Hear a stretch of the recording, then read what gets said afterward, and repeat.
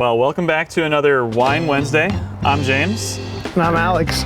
And today, we're going to be drinking 2019 Three Otters Pinot Gris. Kind of taking it back. I'm going to try to show you guys that Pinot Gris does age, especially if this is a little sweeter than our normal Pinot Gris. And you can probably tell by the color, we did a little bit of skin contact for the 2019 Pinot Gris as well. So some of those pigments that we got from the skins are slowly oxidizing and creating this beautiful rose gold color.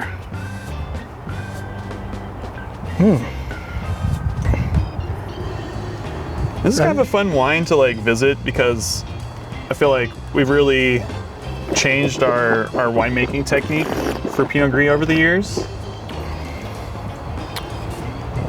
Yeah, this was 100% tank fermented, and now we've moved Pinot Gris to either half or full barrel fermentation depending on the year. And it's developed a bunch of honeyed, very honey flavors. There's still really floral, which is nice because floral compounds can usually degrade with time, so that shows it is aging pretty well. And you still get that kind of pear apple thing. And then always this site that our Pinot Gris comes from, it's 1968 own-rooted vines, and it always has this almond extract thing. This is sweet. Yeah, 7 grams per liter of sugar, which is not that much. If you do the math on that, that's 35 calories per liter. So it's, 20 some, around 30 calories up from sugar per bottle. Alcohol has calories too, so it's not 30 calories a bottle. Yeah, and sometimes having a little bit of sugar or high acid can help a wine age. Do you think in this situation that the sweetness is helping it last longer? I mean, this is a 6-year-old wine now. Yeah. And we don't use a lot of preservatives. We use a little bit of sulfur, but this one I remember we did not, we added way under what people normally would for a Pinot Gris. And I think this would go super well with some spicy food as well because of the sugar it has. Mm-hmm. So if you're eating Thai food, maybe an old bottle of Pinot Gris like this, if it has sweetness. This is taken directly from James and my personal library. So sadly, this is a Wine Wednesday episode where you definitely won't be able to buy the bottle because there's 6 bottles left.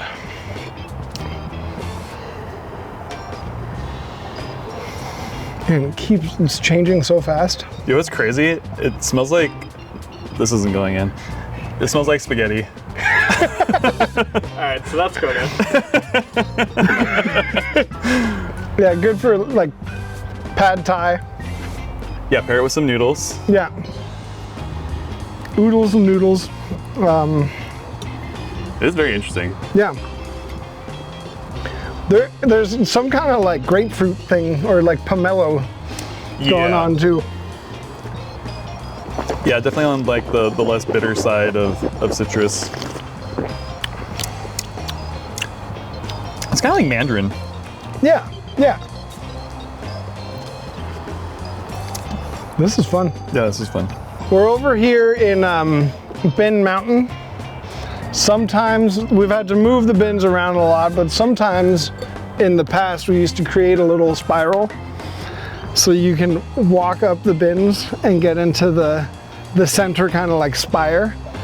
And that's a good thing to have for James and I if we get a little overwhelmed during harvest, or usually before harvest, because during harvest these are mostly in use. You can kind of climb up there. No one can see you. You can take a 5-minute little break without anyone pestering you. like you You have your assigned job. I'm gonna go cry. Yeah, I'm gonna go deal with the stress of pre and early harvest real quick, and then I'll be back in 5 minutes rejuvenated.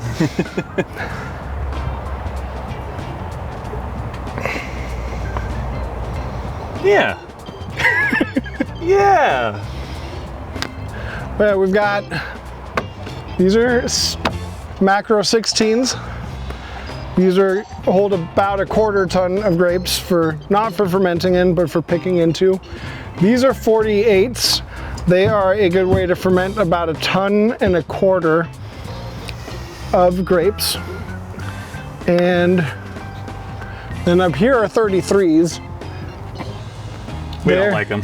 Yeah, they do hold a true half ton, whereas the 24s, you get about 800 pounds, but 33s are not my favorite. They're a little harder to clean.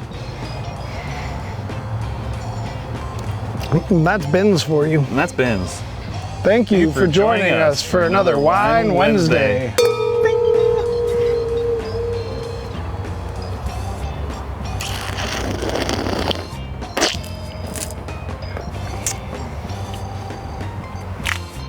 For the homies.